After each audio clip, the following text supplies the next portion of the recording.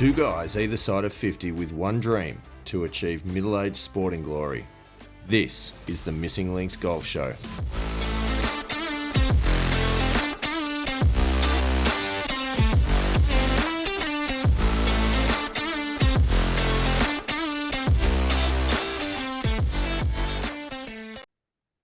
Pilgrims, welcome back for the 22nd occasion of the Missing Links Golf Show. I, of course, am Steve Hinks, and I'm joined by Andy Walker.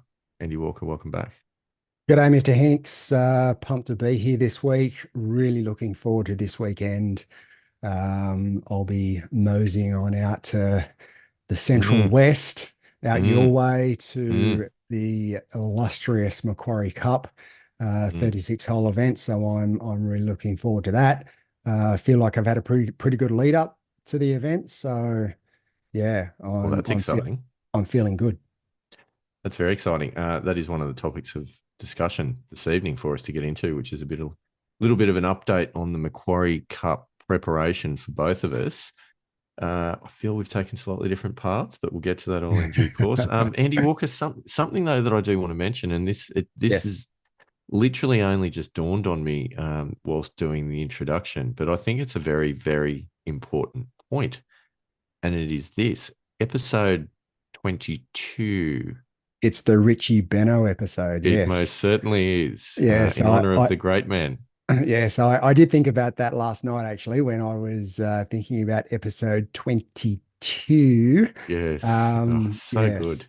Yes, I feel like I'd completely forgotten about it, but you just reminded me. So yes, yeah, I feel like awesome. I should be in a nice beige, ivory, off-white bone jacket whilst we're here doing this. And yes, maybe welcome back to the MCG for episode 22 of the Missing Links Golf Show. Yes, and look, for all of our international listeners who probably have absolutely no understanding of what we're talking about, Richie Benaud is a legend of the game of cricket. Represented Australia and was actually Australian captain in the probably 1950s. He would have started late 50s into the 60s. Into the 60s, yeah. And then went into commentary and basically changed the way commentary was delivered for cricket in this country, and made it interesting. Passed away a few years back, but absolute legend of the game. Yes. He was he had a very distinct voice and a very distinct delivery style. So absolutely, and of course, 22 being his number of choice. So we're honoured. We're honoured to make it this far in the Missing Links Golf Show. Two for 222. I can't wait to listen back to this and just hear how bad those impersonations. They're appallingly bad, but hey, gotta have a crack. Oh man, that is so good. That is so good. Anyway, Richie, we love you. We miss you. You are an absolute doyen of the commentary box. So congratulations on a fantastic career and a life well lived. Back on topic. Yeah. Voice of the Pilgrims. This is a golf pro. Yeah, exactly. That's sport in general, I guess. Yeah. Look, Voice of the Pilgrim. So we what I thought might be worth starting with, because I generally do this spiel at the end of the show. But for people who maybe hear that we're coming to the end and then switch off, which is shocking, but apparently it can happen. How do you get in contact with us? So how do you actually get your voice heard as a pilgrim? Many do, but the way you do it is you can follow us on Facebook. So you jump on the Missing Links Golf Show on Facebook.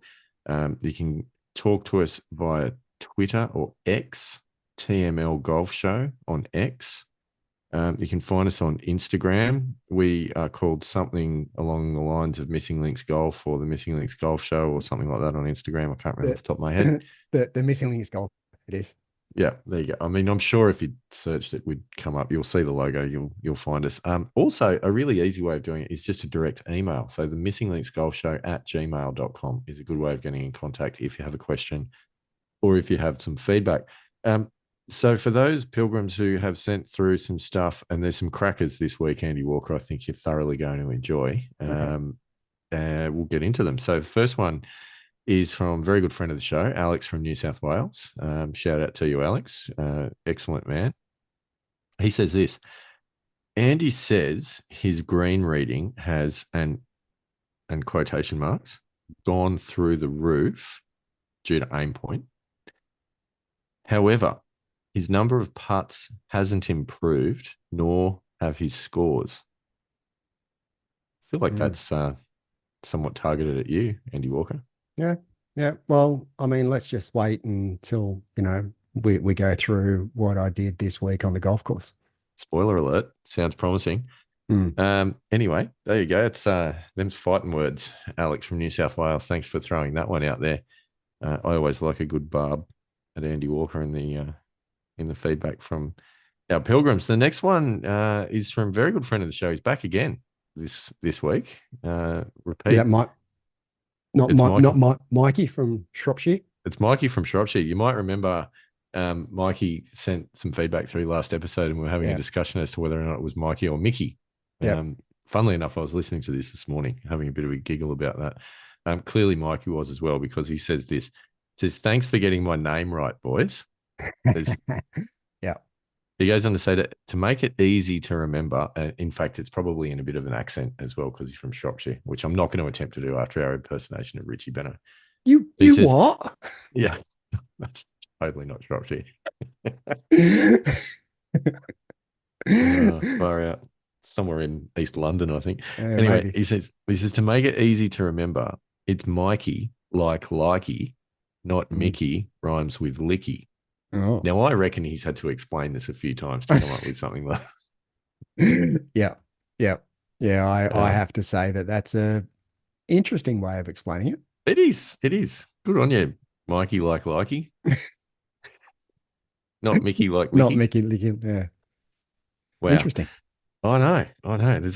There is a whole lot there, Mikey, that I think that you need to probably go away and Yeah. unpack. Yeah. I think So so. we haven't met. We don't know what you look like. We don't know how old you are. We don't know anything to do with your background. But I feel like we've got to know you a hell of a lot better just by that little explanation. Exactly. Nevertheless, he says, whilst I'm here, a quick message for Andy. Yeah, I know. I still haven't got the video that he's talking about from last week. Is that what Yeah. it was? The Well, all he says is the pilgrims are still waiting. Yeah, I know. I know. So Mikey like likey, we'll get onto that, Andy Walker. In fact, I'll tell you what, we might have an opportunity to even record that in person over Yeah. the weekend Yeah. at some point during the Okay. Macquarie Cup and Yeah, round about then. because it is one thing that I am working on that move to be able to get rid of my early extension. So yeah, definitely something I'm working on. Yeah, yeah. Um, Paul from Sydney back on the case as well. Another Paul. repeat, yeah, another Mm, repeat pilgrim. He says this is not to either of us actually. He says loved your feedback, Ted from Mollymook. mm, yep. Um, and he said keep those blokes honest, Mm. which is interesting. Was there any feedback from Ted from Mollymook on our No, feedback in relation to no, not Ted's not on our feedback? feedback. I didn't get any feedback from Ted. What he did do though, he did actually send me an update of his golfing score, and he in a competition broke his age today Again, again. what a Yeah, legend. yeah. So playing very good golf. He's now handicap of 10.0. Oh, So he's chasing he's hard. chasing hard, Mr. Hinks. Wow, I have to say, you've got he's hot on your heels. that's Uh, impressive. That is at a genuinely impressive. at aged 82, about to be 83 in about 2 weeks. Yeah, yeah, he is because he's yeah, yeah, he is. He is. I do know that. Fantastic work, Ted from Mollymook. I tell you what, just quietly, that's an early nomination for Missing Links Golf Show Player of the Week. Mm, He's also a former winner from when he he is. went even par around 9 holes, Mm. which actually inspired the naming of an episode. I think episode 19 or 18 or something like that. Fantastic work. But see, Paul from Sydney throwing out the love in the direction of Ted from Mollymook, but it also got me thinking, Andy Walker, and I was listening this morning to the previous episode, in the vain attempt to do some preparation for this episode. And one of the things that we talked about, I think at one point you referenced that we were coming up with almost now a 325 step plan. Um, Exactly. Yep. there's truth in that. But we got to five pillars essentially. So we had the um, make like identify your goal, make a plan, Mm, make yourself accountable, mm, enjoy the journey, and then this concept on the fifth pillar about flexibility slash yep. acceptance Mm, slash resilience, all of which is good. I I'd potentially like to throw in whether it's a replacement of that for the fifth or whether it's now a sixth pillar yep.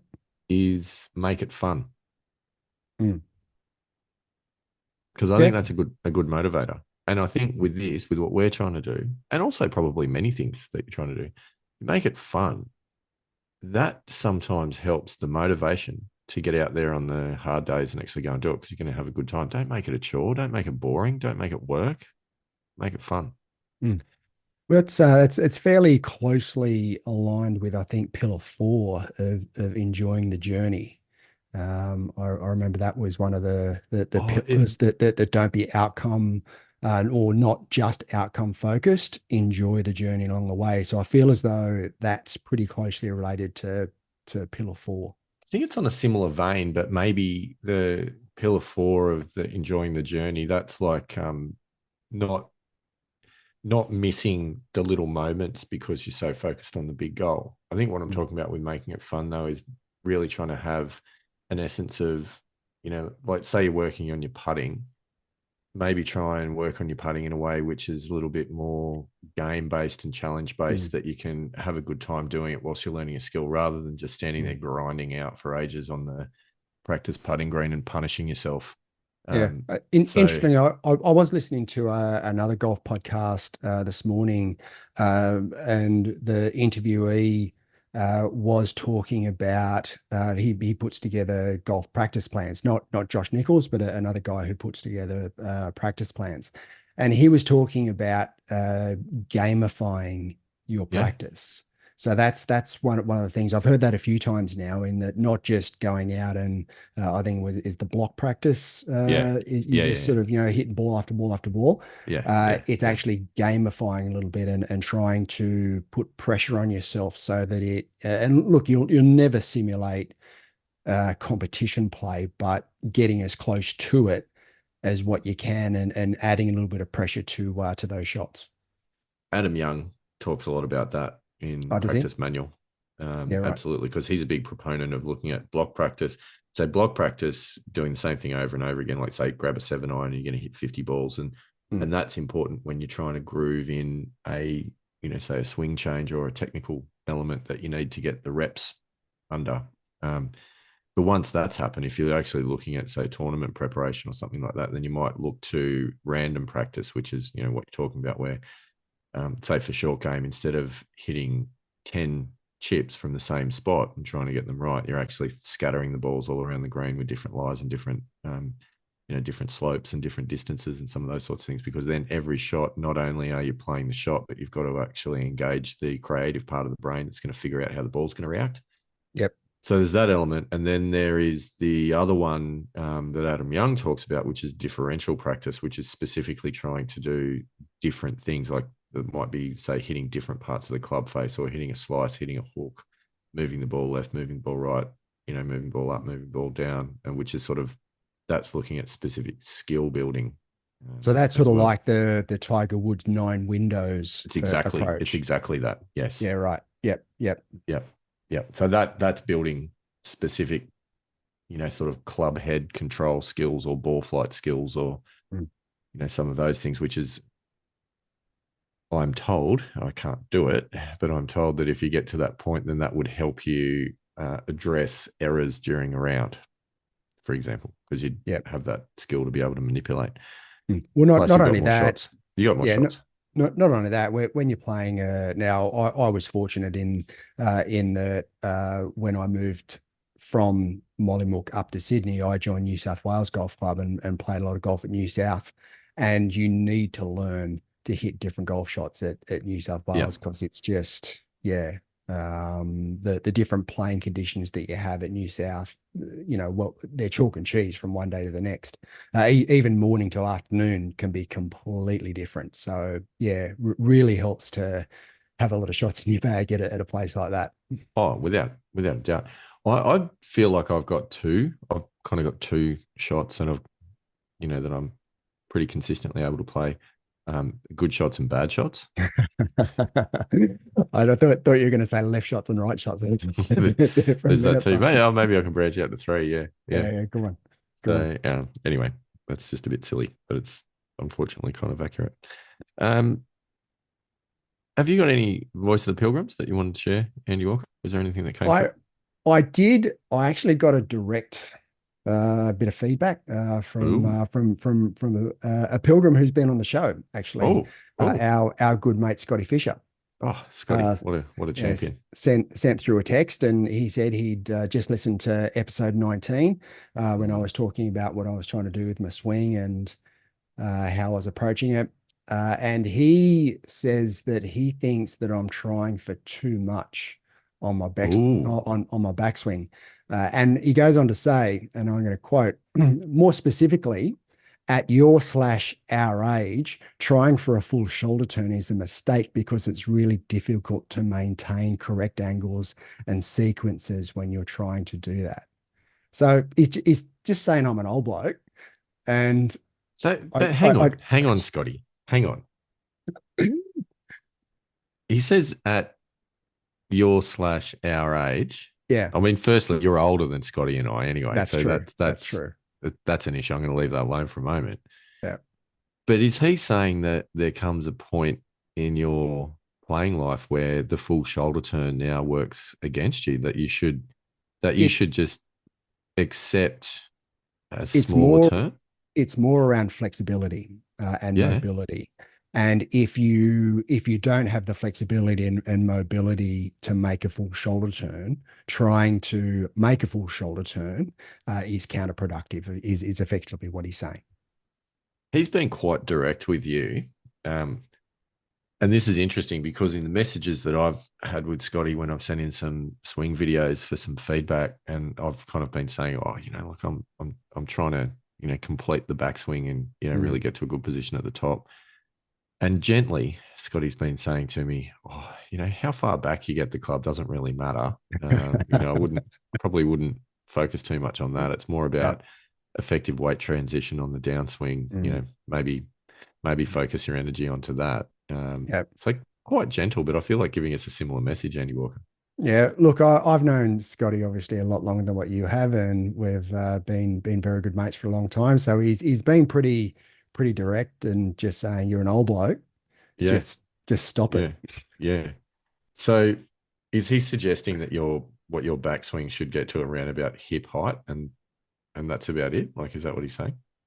Potentially, he didn't necessarily clarify just what a full shoulder turn is, but he's Yeah. certainly saying that that making a full shoulder turn at my age is potentially counterproductive and detrimental to playing good golf. Because he could pop a hip or something like that. I guess that's what he's Potentially, probably I saying. Yeah.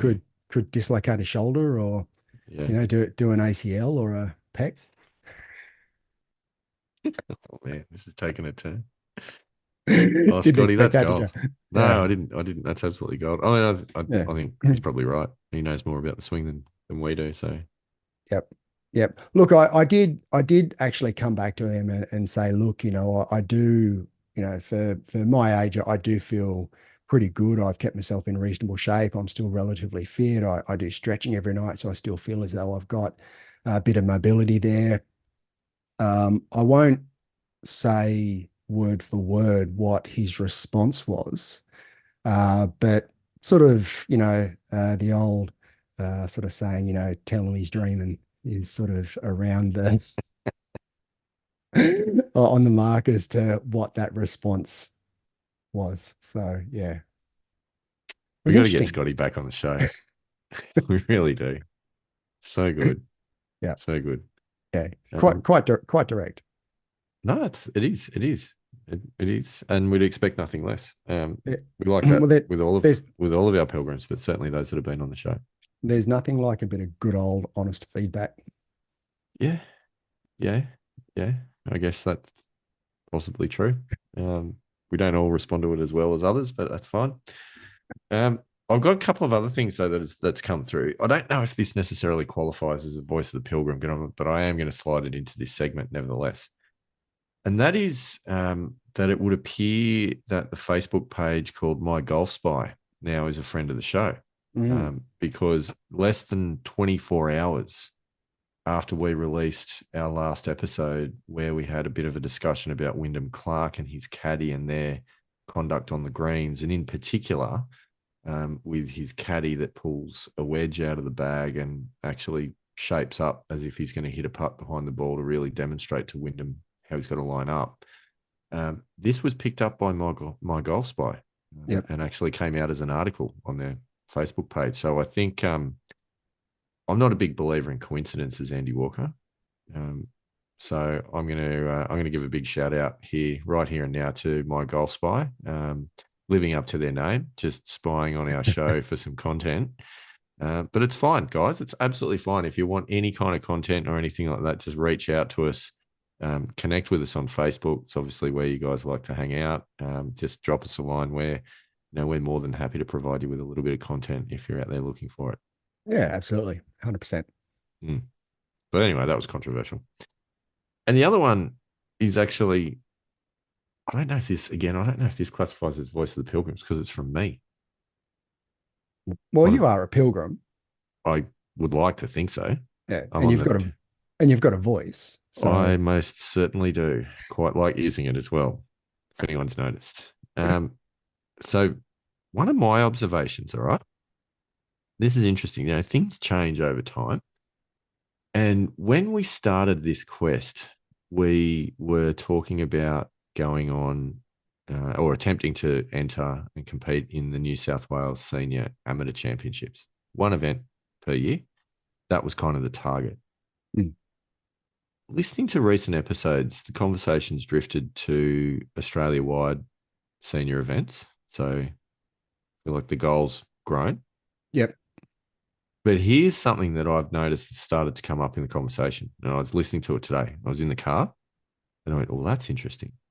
Conversation has now started to drift, Andy Walker, towards scratch handicaps.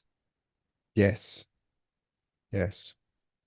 Well, I mean that did come up pretty early because when we started with the strokes gained, what our benchmark was and started to be was that scratch handicap. So I guess naturally, if you're in that mindset of, your barometer is a scratch golfer, then that ends up being the goal, really.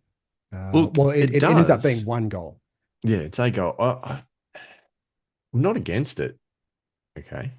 I'll put that out there, but I feel like we're getting a bit of goal creep, which is Yeah, fine, right. which Mm. is fine. But this might also come down to the fact that I don't think we got specific enough with our goals. To Ted's point, when Ted from Mollymook, with his feedback, we probably didn't really write down the specific hard and fast goals that we're trying to achieve. So I think that's maybe something for us to consider. Not for now, just something for us to consider in the coming episodes.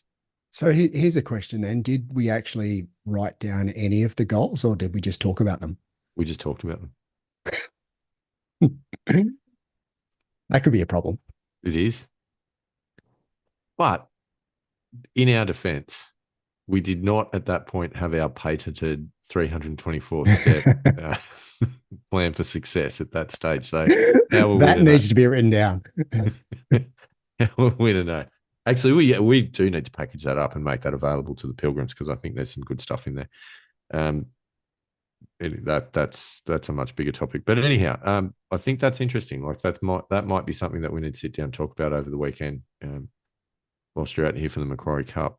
Um, so speaking Do, of the do, Macquarie do you Cup, think maybe we'll end up wanting to turn pro and play pro golf? Do you think like it'll oh, creep that much? I did actually have a conversation with another pilgrim at one point who they genuinely thought that was the point of the show. Yeah, right. Okay. Yeah, yeah, Mm, and I was flattered. yeah. and then thought, hang on a minute, you've seen me play golf. Like, seriously, that's not going to happen. Well, not with that attitude. It's not anyway. No, it's not. So, It's not. yeah. Yeah. So, but you never know.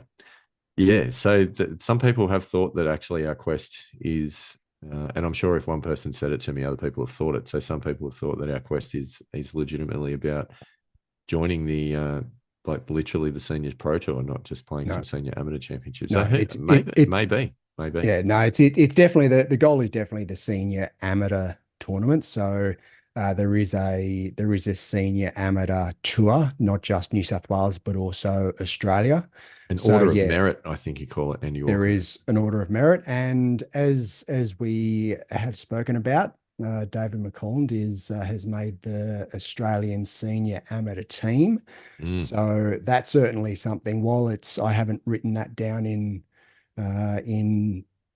definite sort of goals anywhere. It's in the back of my mind that representing Australia. I mean, I've represented New South Wales, but never represented Australia before. So I'd love to be able to represent my country, be pretty even special. as much as just to get on the same page as David McCollum because he doesn't rub it in at all. Yeah, I can imagine he wouldn't. He's not that sort of guy. Dave, if you're out there listening, we love you. Want to get you back on the show soon. Mm. Um, Excellent. So, nice work with the voice of the Pilgrims. That's stock standard. It's now taking somewhere between 25 to 30 minutes each episode to get Excellent. through, Excellent. which is good. But there's always a bit to unpack, and it's good. It's taking on a life of its own. And I think the thing that I love on this one is from one pilgrim to another. The we are merely now a conduit for the conversations We within are. our community, Mm. which is beautiful. Recent rounds, Andy Walker, have you had any? And if so, how did they go? You alluded to it earlier. I feel there's a story to tell Yes. here. Yes. I did play in a comp round this week at my home club. Mm. Again, same as last week. Didn't go out with any great expectations. Just wanted to go out and enjoy the round. Uh, you know, Are you actually quoting Charles Dickens now? Are we adding that to the list? no, Great no, expectations.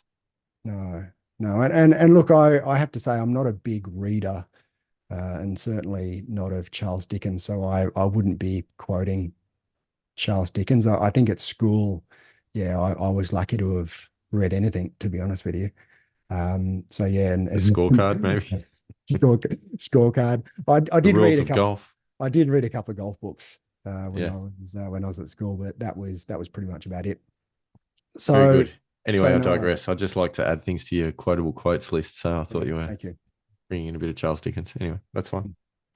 So anyway, yeah, look, I went out with not a huge expectation on my shoulders. Just wanted to go out and enjoy the round, see how it went. As we've talked about, making some changes to my swing, so I don't feel as though, from a consistency perspective, that's where I'm at and where my strong point is. However, I played the front nine relatively well. My first hole was pretty ordinary. Had a couple of shots in the fairway bunker and ended up holding about a 25-foot putt for bogey. Nice. So probably wasn't the best start.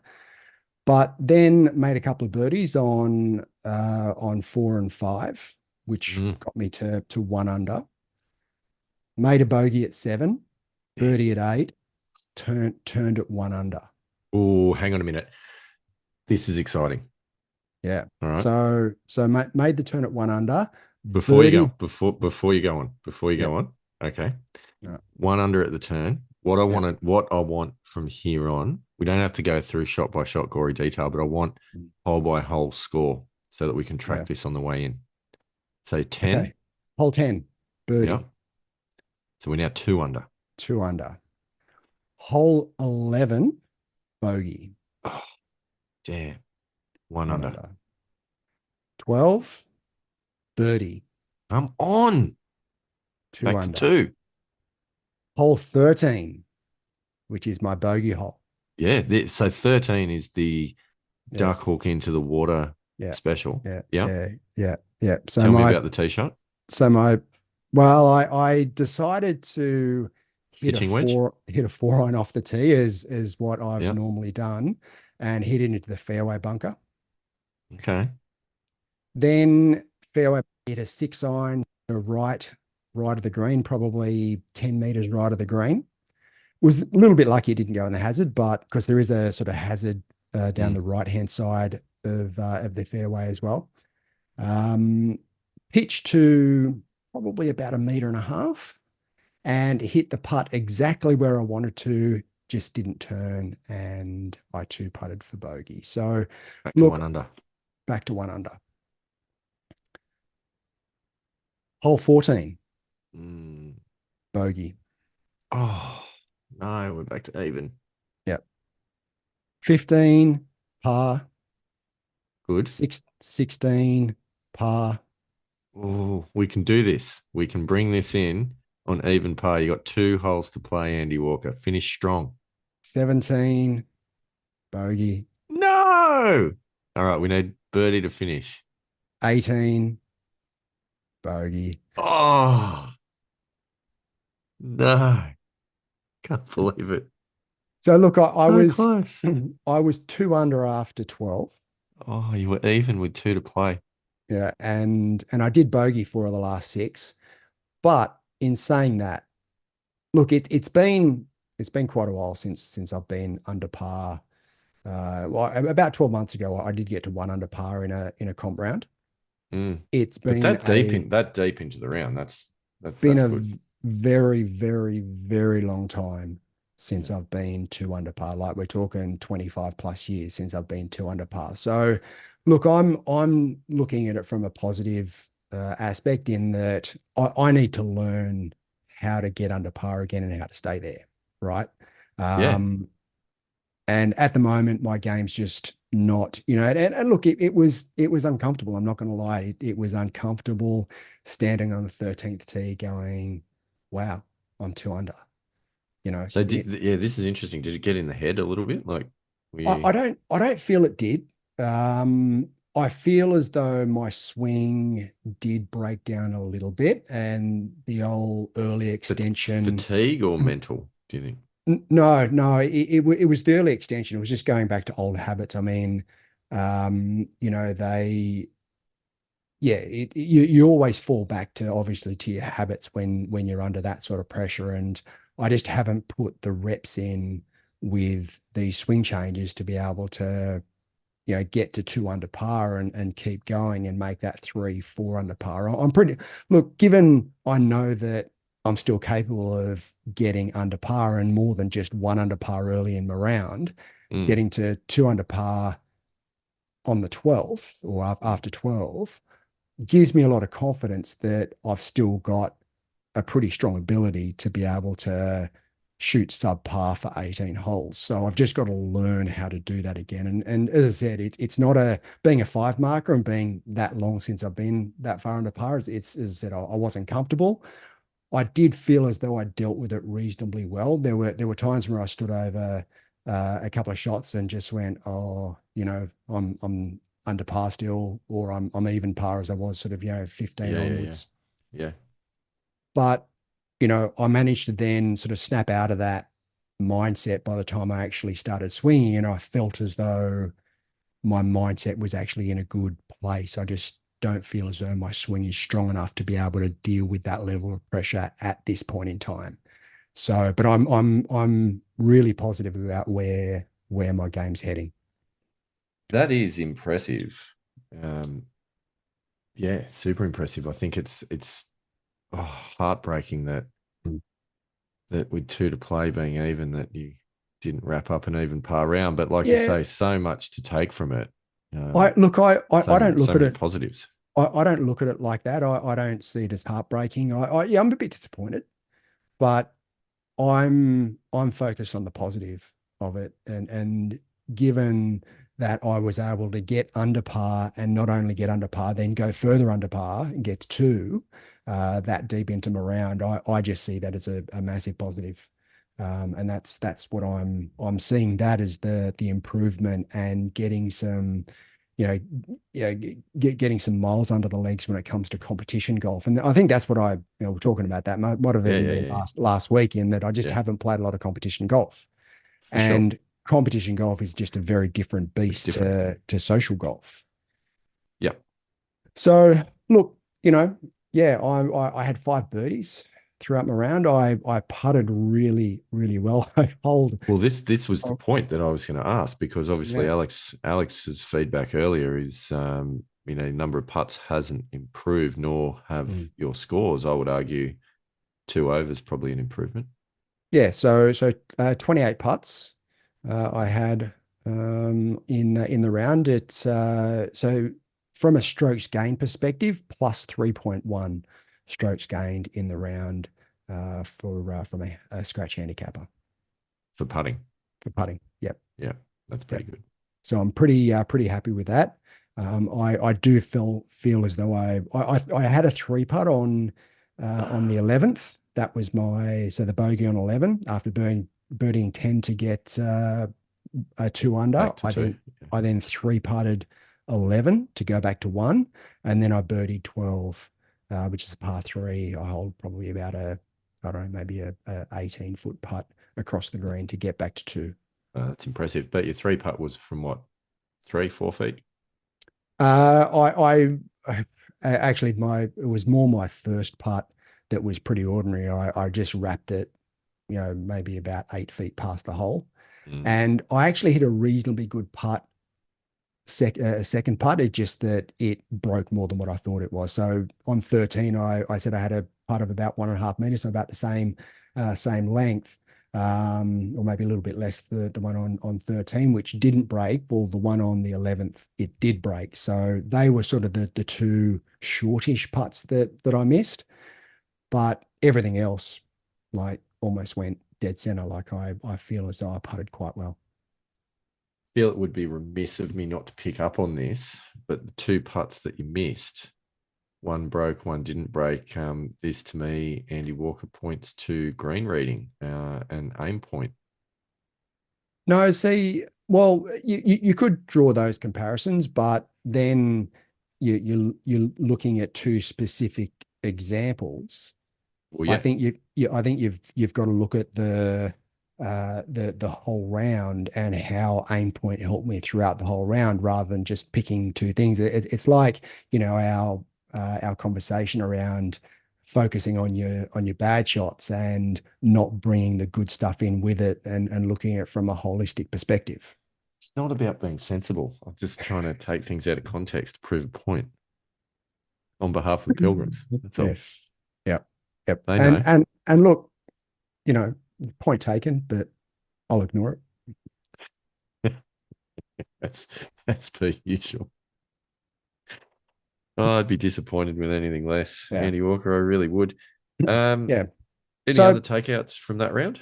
yeah, look, so from a strokes gained perspective on that specific round, so mine is 1.5 for driving, mine Yeah, is 3.7 for approach shots, yeah.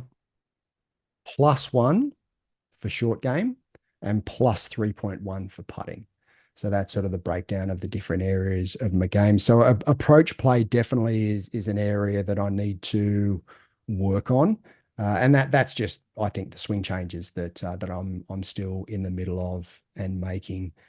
That's to be expected. I think I don't think that's any surprise. But I have been with my short game, been working on the clock system, and been putting a little bit of time into my putting. So I'm not surprised that they've come up a little bit, and they've improved. Mm, good one. So yeah, so driving also, I really need to get my act together with driving, because the majority of my tee shots I actually hit with my three driving iron rather than my driver. I found that yeah, at my home club, it's and certainly off the forward tees, which is what we were playing off, Mm, hitting my driving iron, it's a much more comfortable shot, and a much wider landing area, because it's basically where you'd be landing it from the plates yeah, yeah. with a driver. So I feel as though from the forward tees, it's a much more strategic approach not to hit driver, because it does get in pretty tight in some areas Mm, with mm, mm. driver from the Makes front tees. sense. So So yeah, so I'm just again just trying to be a bit more strategic with my game, and again, you know, aiming for the best parts of the fairway, the widest parts of the fairway, the middle of the green, and that seems to be working pretty well. Very good. Very good, Andy Walker. That's a hell of a round of golf, I've got to Yeah, say. yeah. So yeah, my I've dropped point 0.6 off my handicap, so 4.0 I am now. So That's we're not going to unpack this right now because I think we'll save it for next episode when we get through the end of the month. But I've got a feeling that that might be a marker out there to beat in the Missing Links Golf Show yearly championship for March. I believe so. I believe so. I mean, So I've obviously it is in front because it's the only, like I haven't played a comp round in March. So Yep. Mm, that's your best. So clearly, yeah. but we've got 2 rounds to go over the S- weekend. So I have officially reduced my handicap by 10% since the start of the show. There we go. There we go. Good stuff. That's what we like on the Missing Mm, Links Golf Show. Reductions yeah. of 10% or greater. This Mm. show comes with a guarantee, and that is it. Good luck with that. So what Comes about with a guarantee. yourself? What about yourself, Um, Mr. Hinks? Have you obviously yeah, no competition rounds, but no, any hit and giggle rounds out there? no hit and giggle rounds at all. But I did have a practice round over 9 holes with a couple of the Pilgrims, which was good fun. And this was, when was this, Wednesday last week, I think it was.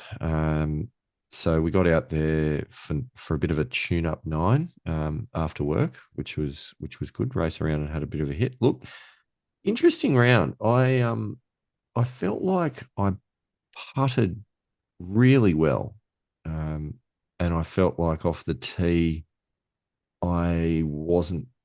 It wasn't great. It wasn't terrible, but it wasn't great. And kind of hit a couple of fairways, missed a couple of fairways, pushed a couple out. Pretty much all my misses as left-hander were pushes to the left. And what was interesting as well is on one of the holes, I hit it up the left tree line, and I had a bit of suspicion of what might have gone wrong. So I laid the club down along my toes, stepped back, and lo and behold, alignment was straight up the left tree Mm, line. So not up the center of the fairway because the ball flight was dead straight, just went straight up the left side and finished in the tree. So that cost me a shot, which was a bit annoying. Nevertheless, 9 holes finished 2 over par. So I was pretty happy with that. nice. That And what I was also quite happy about is on 2 occasions I got to 3 over and then made birdie to bring it back to 2 over. One of those being the ninth itself, which is pretty tough par three because we played the second nine, so it's 18 back up the hill. It was playing about 180 meters up the hill. Yep. Hit a nice 5 iron and sunk I would say about probably 18 to 20 footer down the hill, which was good. Nice. So from a strokes gained point of view, this is quite interesting. So this is looking at it. Obviously, it's only 9 holes, so it then amplifies that over 18 to try and figure it out. I hit 13 putts through 9 holes. So my putting was pretty solid. And in fact, it got rated at plus 4.68 Wow. strokes gained against a scratch golfer. Okay. It's probably my best putting result I think I've ever had. Nice. Short game was minus 1.04, approaches minus 0.86, but tee shots minus 3.18. So that's where the Ooh. problems lie. Yeah. Okay. Mm.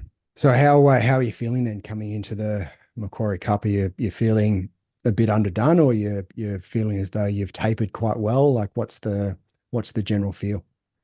I'm feeling pretty confident, even with these little tee shot glitches that we've got going on at the moment. And I think, like, looking at it, there's something that really stands out is this. I at the start of this show was struggling with approaches, so ball striking on approaches, but also had not really kind of had that much confidence with putting and short game. So what have I been working on? What have I been practicing on over the last 22 weeks has been looking like hitting irons in the high performance center. So hitting a lot of, and I've really been probably focusing on mid irons more so than anything else, like 7 iron, 8 iron, because once I get up into the 9 pitching wedge, I'm hitting over the net into the jip rock, which is not a good outcome. No, no. And I if you know, I tried to do that with a 7 iron the other day. As I we're gonna have to post it, post oh, that it's video. no, it's on Twitter.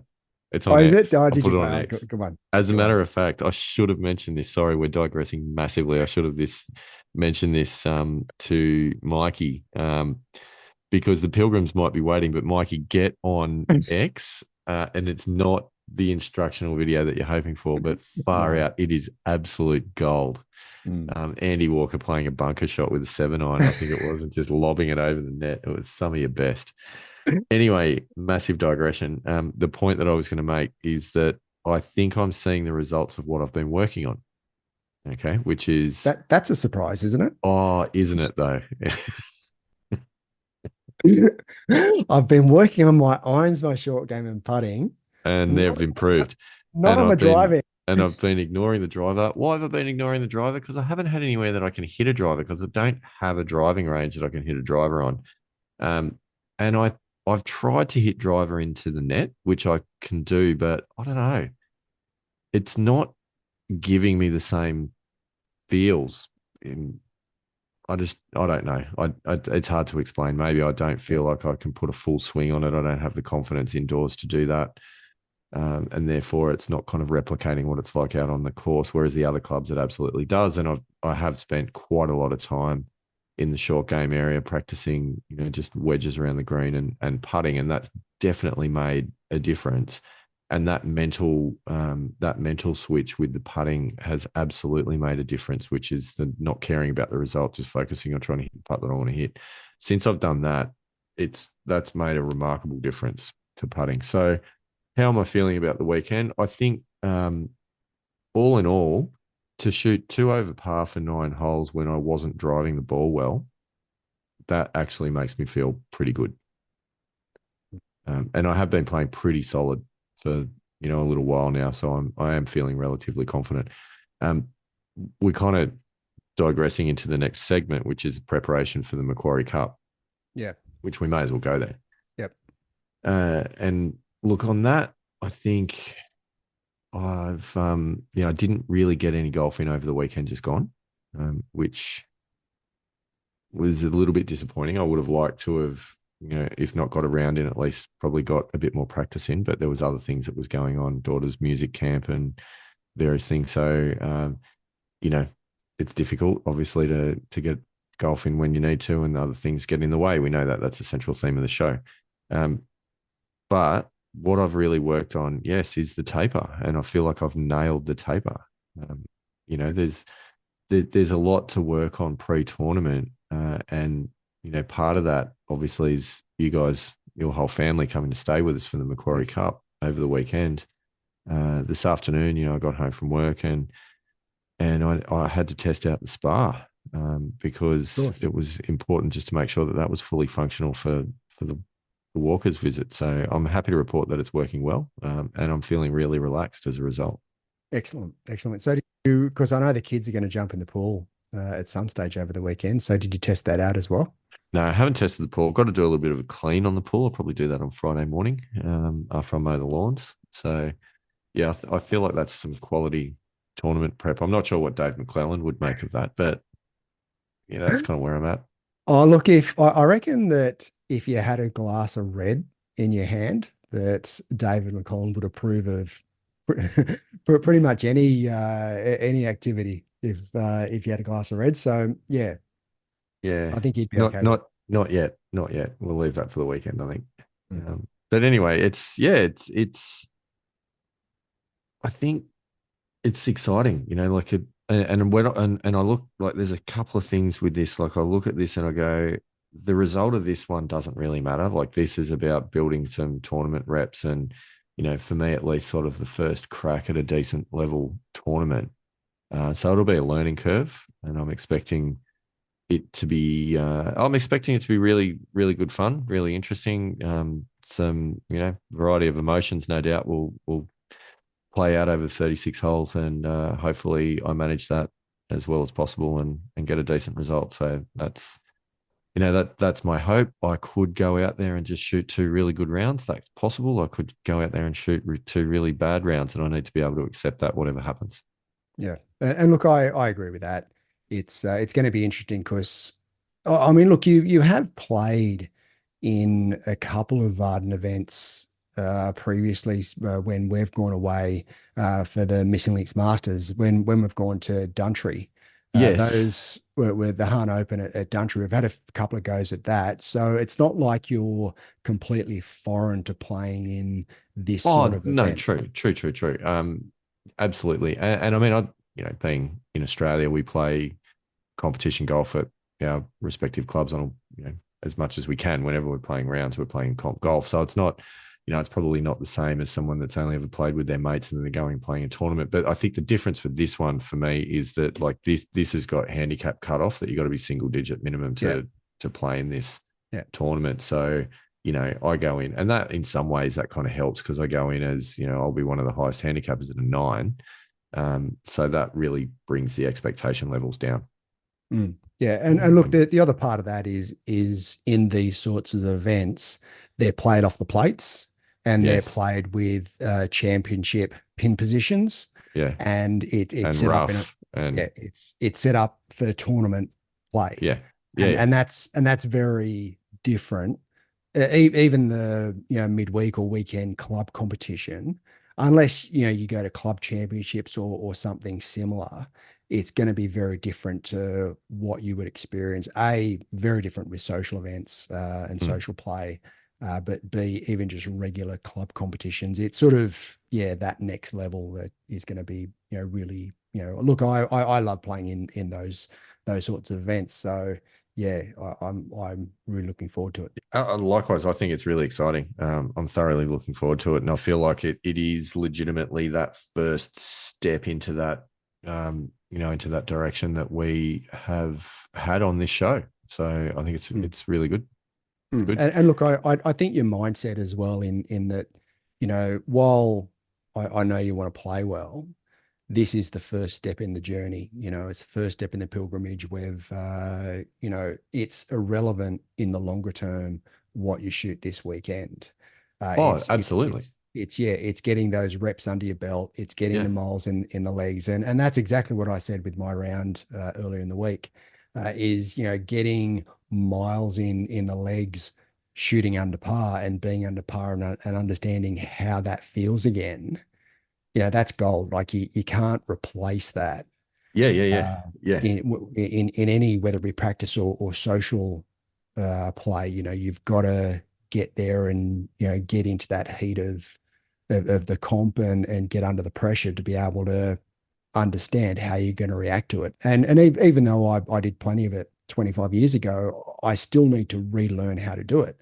So Well, you're not 25 years younger anymore, Andy Walker. I think Scotty made that perfectly clear. yeah, I was going to say, according to Scotty Fisher, I'm not. So Yeah, yeah. Look, one of the other things that kind of came up in my thinking, when I was, kind of going through this process and thinking about what it will be like, was we've talked a lot about the concept of acceptance during the yes. course of this show and the importance of acceptance, and how to focus on process rather than outcome, have acceptance of outcome, enable you to release that, focus on process, and try not to think about the end score, but you think shot by shot, etc. We talked about that ad nauseum. I just feel like this is really going to put it to the test this weekend because that's different in tournament setup than it is when you're playing any other round. Um, and the ability to put the result to the side and focus on process in these sorts of an event, I just feel like it's absolutely the acid test, Andy Walker. I don't know your thoughts on the matter, but Yeah, look, I agree. However, again, I think you also need, if you don't perform like you want to, I think you need to use it as a learning experience, not, as, that's it, I can't do it, which I know you're not going to do, but mm, yeah, this is the first step, in the pilgrimage. It's not, there's a long way to go. We're still quite a while off playing Australia-wide senior amateur events.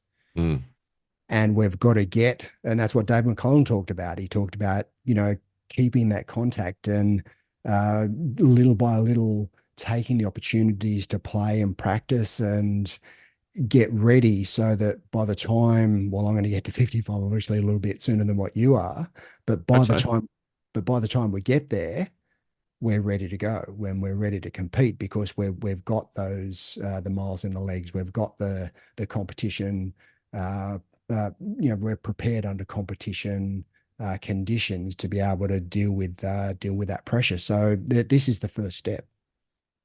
Yep. Makes a lot of sense. It'll be interesting to see because I feel the pressure level quite likely will just be that additional, 10% or whatever it might be. So being able to stay in process throughout that, I think will be a really, really good sign. Mm. But look, I mean, I think that you've still got a lot of tools in your bag that you can fall back on. I mean, we've talked about your cricketing history previously, and Mm. it's about the same. I'm sure you've played in plenty of big cricket games where you've walked out there opening the bat, and you're facing a pretty ferocious fast bowler who's throwing them down at 140, 145 and wants to hurt you. And Hopefully they're not throwing them down because you'd want that to be called as no ball. But I mean, that's true. I loved the grand finals. Like loved the Yeah. big games, Yeah. and just the extra atmosphere and the extra, just knowing that it's on the line. But it's that little bit of difference in a sport like that, a little bit like footy, where it's a reactive sport, and I guess probably cricket may be slightly different insofar as you've really got to kind of play within yourself a lot of the time and give yourself a chance to shine at the right times. But because when you make a mistake, you're out. Golf's got similarities. Obviously, you're not out. You still get to finish the round, but it's about sort of knowing when to push and knowing when to play the percentages and some of those sorts of things. It's not just about running hard at the defensive line. So it's Yeah. I guess there are similarities. You're right in that case.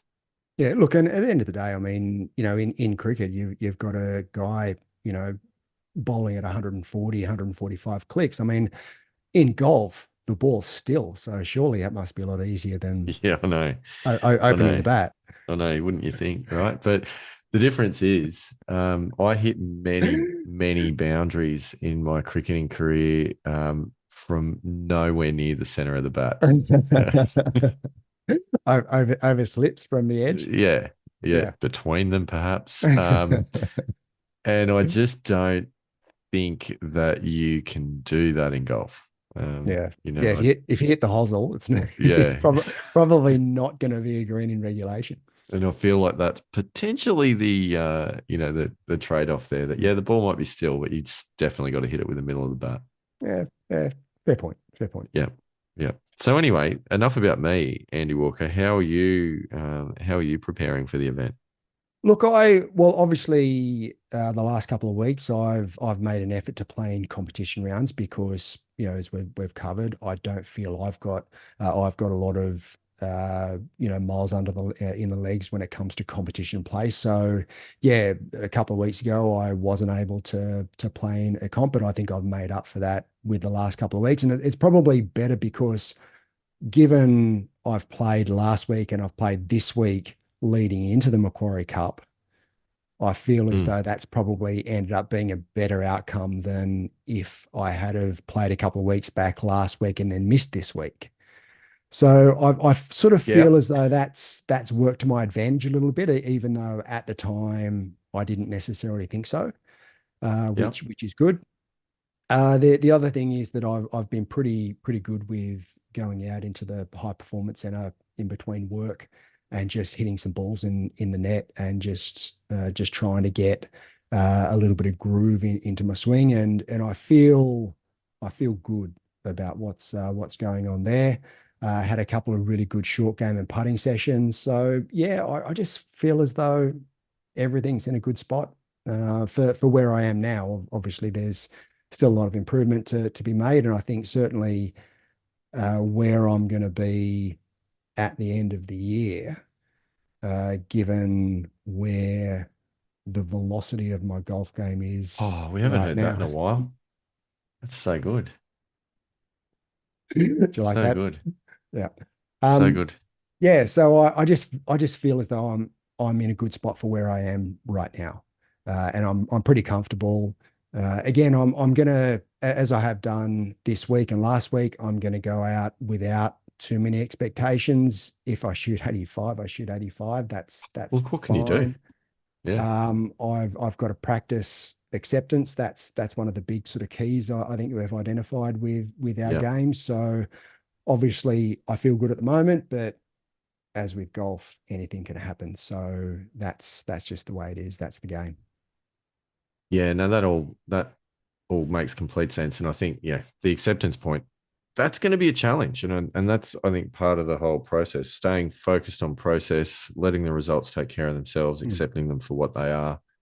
Yep. That's I think that's sort of the learning curve that I really want to focus on for this Yep. weekend. Let the results happen as they will.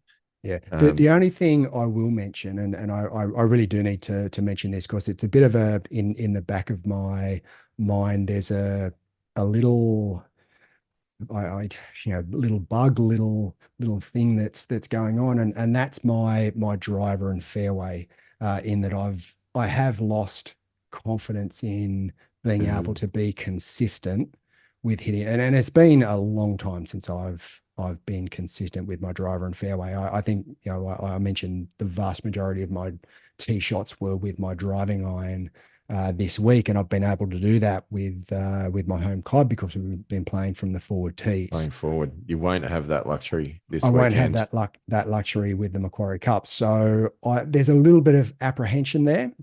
I Well, if it don't. eases your mind, you'll be happy to know that this course, um, Dubbo Golf Course, where the Macquarie Cup's being played, is quite tight. Mm, mm. But then again, so was Mudgee. True. And I felt as though I was able to get myself out of trouble, even though the snappy hook was definitely there. And the really good thing is as well, the last two rounds, no snap hooks, Mm, none. There's been a couple that have gone sort of straight left, like at left side of the green or left side of the fairway, but no left going left. So I yeah, well, sort of that's a win. feel as though I've overcome a little bit of the snap hook. However, now that obviously we've talked about it a bit, my coach has said that my driver and fairway don't necessarily suit my game and where and my swing. It sort of got in my head a little bit. So I have lost a little bit of confidence, and yeah, I'm keen to maybe explore some different options. Well, as we all know, once you start losing confidence with certain clubs, the only way out is to purchase your way out of that situation. So I think that definitely gives you a strategy. Hmm.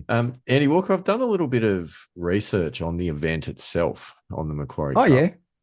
Yep. because I thought, we've talked about ourselves a lot, but we should talk about the event. Um, it's been around for a while. It's a pretty well regarded regional event, certainly in Western New South Wales. But what I didn't realise was just how long it's been around for, and Yeah, uh, right. and a bit of a Google search exposed some information. I found some newspaper clippings from the archives in the New South Wales Library, Yep. which talked about the inaugural playing of the Macquarie Cup was in 1924. Wow. Really? Yes, Okay. That's pretty impressive. it is impressive. And do you know what that means? It's 100 years ago. Ah, wow. Okay. Is this being noted No, with any? I don't think anyone is aware. Oh, okay, mate. I think this is something that we need to make the club aware of. I think so. I think so. So I'm going to try and find. Well, I'm going to have. I've already found it. I just need to clip an image of it and give them that newspaper article. Like it's probably not been played every year, so it's probably not Yeah. the 100th. But apparently, the inaugural was 1924. I also found, and I really enjoyed this. Like the 1924 newspaper article was very hard to read, and kind of the digital transcript didn't make a great deal of sense. But anyway, you Yep. kind of get the gist of it. I found a better article from 1930. And again, like it said the same thing, that this is the sixth playing of the Macquarie Cup. Yep. Incidentally, back then they were playing it over the October long weekend rather than Easter. Okay. Yep. Anyway, by the by. But what they said, which I thought was fantastic, was that in 1930, still it was a 36 hole event over 2 days. But on the evening in between the two rounds, the event was accompanied by a dance social held in the Wow. ballroom at the club. Okay. And for the benefit of players and partners to come along. And apparently a wonderful night was had by all. Nice. Nice. So don't know what's happened to that. There's no mention of a dance social being on this Saturday night. No, no, But, I haven't seen or heard anything of any sort of social event. But look, I think maybe we could have our own social event to probably will. celebrate. I don't know that it'll be a dance necessarily. It might be more a barbecue. But Won't be but any hey, won't be any dancing around the barbecue. pack the dancing shoes, Andy Walker. You never Mm, know. You never know. But I thought that was interesting. So it is an event steeped in history, which is good to know. So yeah, nice, yeah, nice. Oh well, adds a little bit to the adds a little event. bit of prestige to the event, knowing that Yeah, it's 100 years since the first event. It'd be interesting to see how many events have actually been played and whether when the breaks were, and because it'd have to be like the 100th Macquarie Cup would have to be coming up at some stage. If it's been 100 years, they probably took a break, probably yeah, through during the World war War years Two. potentially. Yeah, Yeah. maybe through COVID. There was a bit of a break, but Oh, I don't know that there was actually. yeah, a lot of the Varden events were punted, but it just depends on when it was, because COVID really started to hit in There might have been, March. it might have been in the first lockdown. Yeah, it might not Yeah, have been played in the first lockdown. I'm not sure. but it's worthwhile just going back and maybe finding out how many Macquarie Cups have been played, because it's got to be close. It's got to be within Be probably within half a dozen, yeah, for 5 or unless there 6 was a years, you break would for think. other reasons. I don't know, but Mm, I was very interested to read in that clipping that it was 1924. I'll be reaching out and seeing if anyone's aware of that, because it certainly hasn't been marketed as that. But mm. even if it's not the 100th contested, it's the centenary of the event. Yeah, It's pretty cool. So anyway, nice. there you go. Go on. So it's all Oh, on for the weekend. And the um, beauty of it is, by the time this episode is released and people listen to it, the event will be played. We'll all know the results. I'm not going to tell you until we sit down and record the follow-up episode to tell you all how we went. So correct. yes, no spoilers for the Missing List Golf Show. Andy Walker, anything else that you would like to cover before we wrap up for the evening? We're going to be seeing each other in person within the next Yeah. 48 hours, so that's exciting. I think the only thing that I'd like to briefly mention, and I don't want to talk about it in depth now, is given how much we've delved into our mental game and Mm, mm, um, what we want to achieve. Obviously we've talked to Neil Smith, we've talked to Josh Nichols, we've read Dr. Bob Rotella's material.